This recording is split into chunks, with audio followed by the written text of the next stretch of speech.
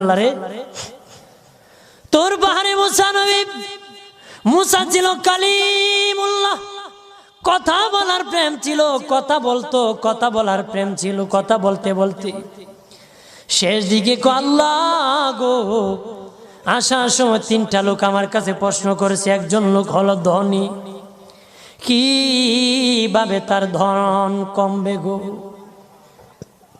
আল্লাহ বলেন মুসা রে, তারে জানায়া দাও যাকাত দেওয়া যেন বন্ধ করে দে, শুকরিয়া আদায় করা যেন বন্ধ করে দে, তাহলে আমি প্রভু আল্লাহ সুবহানাহু ওয়া তাআলা তার ধন কমায়া দিব। যদি শুকরিয়া আদায় বন্ধ করে তাহলে ধন আমি কমাই দেব। এরপরে মুসা নবী বলে, ও মালিক, আল্লাহ একজন মহিলা বলেছে তার গরিব মানুষ গরিবী হালত যায় না, যত ইনকাম করে তার একটা ভাঙ্গা ঘর ভালো ঘর বানাইতে পারে না গো। ও প্রভু, কি করলে তার ঘর উন্নতি হবে, তার অবনতির থেকে উন্নতি হবে? আল্লাহ বলেন মুসা রে, মহিলারে জানিয়ে দিও তারে আমি যা দিয়েছি তার উপর যেন সে শুকরিয়া আদায় করে। মুসা নবী বলে, মালিক,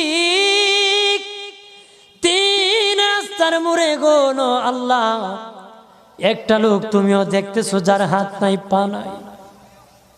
কত মানুষ হাত নাই গো, কত মানুষের পা নাই রে। আল্লাহ কত সুন্দর হাত পা দিয়েছে, কত সুন্দর জবান দিছে, শ্বাস দিতেছে আর নিতেছে।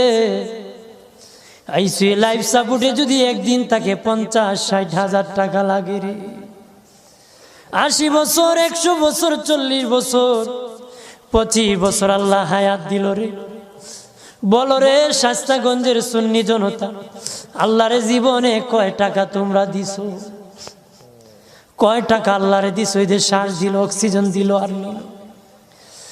অক্সিজেন যদি বন্ধ হয়ে যায় প্রাণ বাঁচবে না রে। শ্বাস যদি নিতেও না পারো জীবন শেষ, ছাড়তেও না পারো জীবন শেষ। অক্সিজেন আল্লাহ দিল, বিনা টাকায় দিল, বিনা পয়সায় দিল, আল্লাহর শুকরিয়া আদায় করতে হবে। আল্লাহ কয় মুসা, যেই লোক হাত পাও দেই নাই তারে আমি বানাইছি জাহান্নামের একটা ছিদ্রি আছে, এই ছিদ্রিটা ভরার জন্য, এই ছিদ্রি খানাটা বন্ধ করার জন্য আমি এই মুসায় এই লোকটাকে আমি বানাইছি। সুবহানাল্লাহ বলেন না?